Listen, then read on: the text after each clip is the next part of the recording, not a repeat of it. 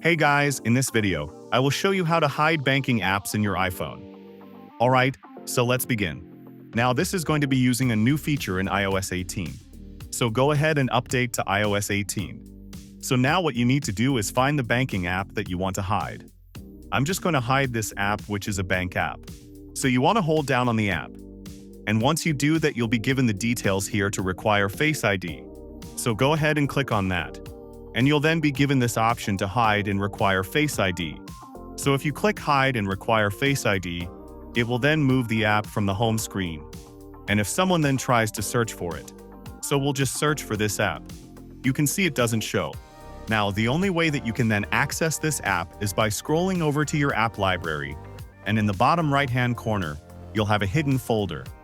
Click on that, and it will then show your hidden apps as long as it recognizes your face. So that's basically how you can hide banking apps in your iPhone. So that's all for this video. Consider subscribing if you find it helpful, and I'll catch you in the next one. Thanks.